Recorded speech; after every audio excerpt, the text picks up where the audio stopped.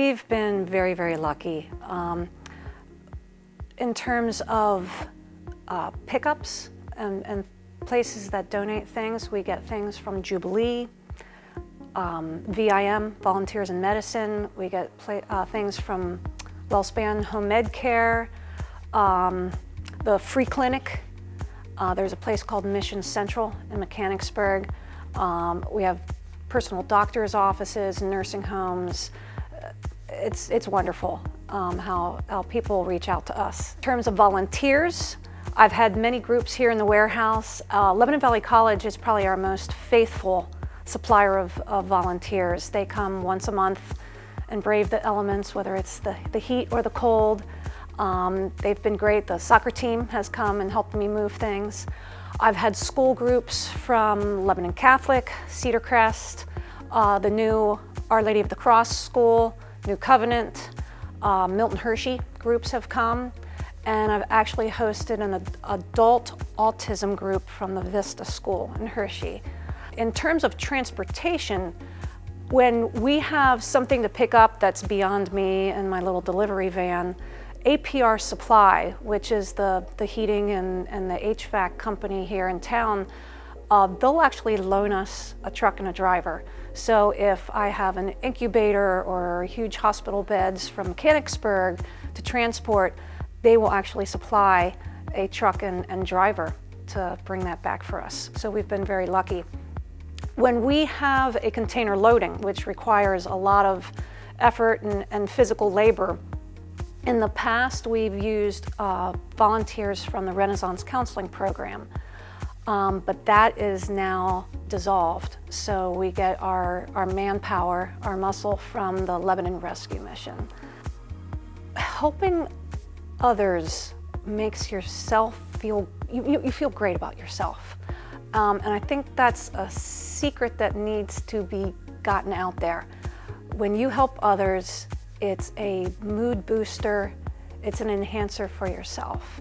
I've had a group here from Milton Hershey School to work, and those girls dove into their tasks here, and they were into it. And you could tell they were into it just by the questions they were asking. They wanted to understand the whole mission of what we do here. And a lot of those kids probably didn't have the best background, but they left knowing that no matter how bad you have it, there's somebody else out there that has it worse than you.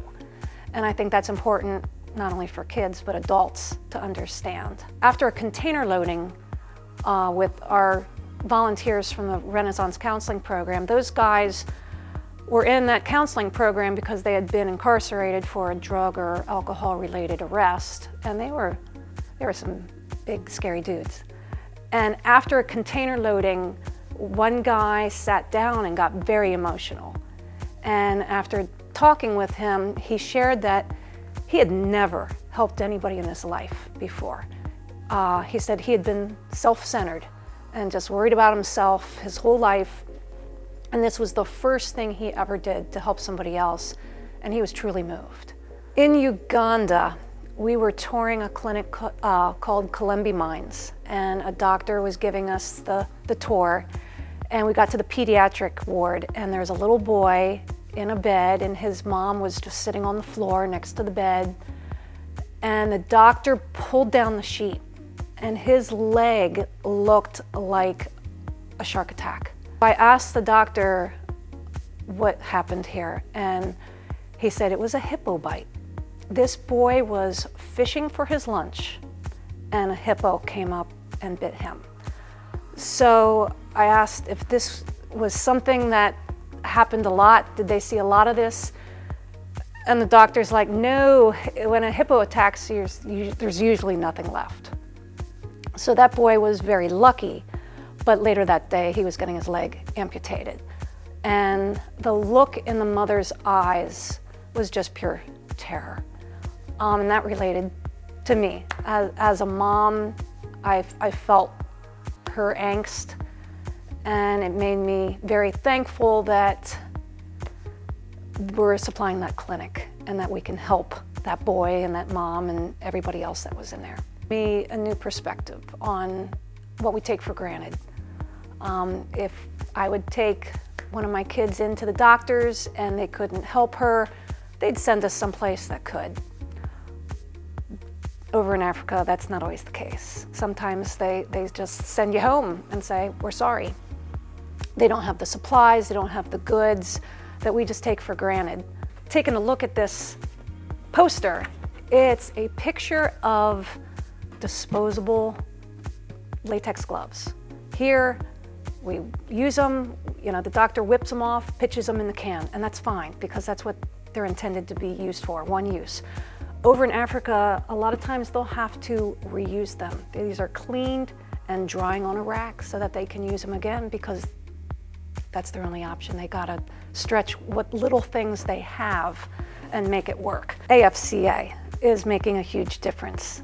The American Foundation for Children with AIDS. I'm fortunate to be a small cog in that wonderful organization. Tanya Weaver, our executive director, is the heart and soul of this organization, and I'm glad to just kind of take this warehouse and make her life a little bit easier so she can focus on the rest of the organization. But we're small but mighty, and going over there with her, it did really impact me and make me realize that we are saving and changing lives just by the little things that are happening here in this warehouse. Working at the warehouse, I'm off the radar, which is fine with me. In all honesty, I'm surrounded by so many inspiring people. My boss, Tanya Weaver, who's given me the opportunity to do this great work. I owe her big to get me into this kind of work, but I'm surrounded by awesome people. So I feel like I'm just kind of trying to keep up